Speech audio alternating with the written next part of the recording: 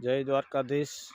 તો અત્યારે વાગ્યા છે સવારના 7 અને આપણે આજ 5 વાગ્યાથી ટ્રેક્ટર ચાલુ કરી દીધું અને આ ખેતરમાં તમે પાછળ જોવો છો એમાં બીજી વાર દાંતી હાંકવાનું કામ ચાલુ છે।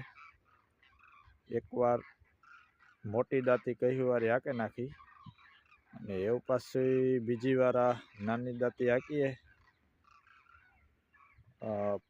ફરવાવાળી, એટલે કે આમાં પડું સુકાઈ જાય અને ઢેફા પણ થોડાક ટાયરને હડફેટ ચડે એ ભાંગતા જાય।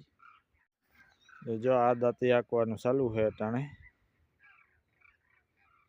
અને ખેતર કામ વિખાતું જાય અને ટાયરમાં અમુક ઢેફા પણ ભાંગતા જાય આવે એ આ રીતના અને સરવાઈ જાય ખેતર।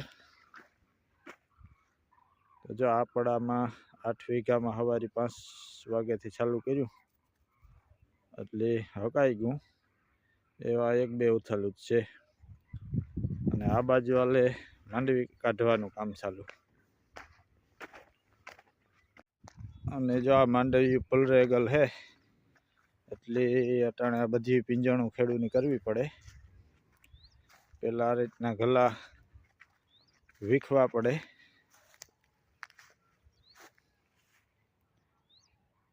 આ બહુ ને જ પલરેલ જાડા મોટા પલર્યા હતા પણ આ વાતાવરણ એવું ભેજવાળું છે કે કોરા ગલા પર નેટ નીકળતા આ રીતના વીખે નાખીએ અને પાછા ગલા કરે ને જો હવારના ઢાંકી દઈએ હાંજના એટલે સવારે કામ ઠાર ન પડે એટલે નીકળે।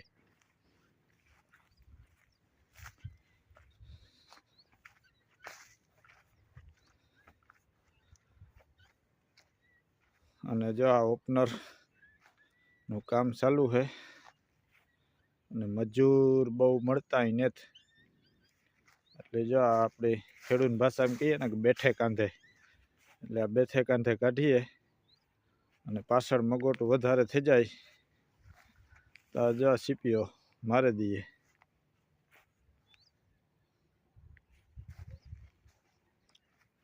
હવે આજ લગભગ 2-3 કલાકનું કામ છે। આ એટલા 3 ગલાવા ઢાકેલા છે ને આ 2-3 ગલા કરીને કાઢવાની છે। જો આ માંડવીનો ઢગલો છે એ પણ ઢાંકી દીધો ને ઉતારા 20-25 મણ જેવા છે અમારા વિસ્તારમાં। 20 મણ બહુ સારી હોય તો 25 મણ જેટલા।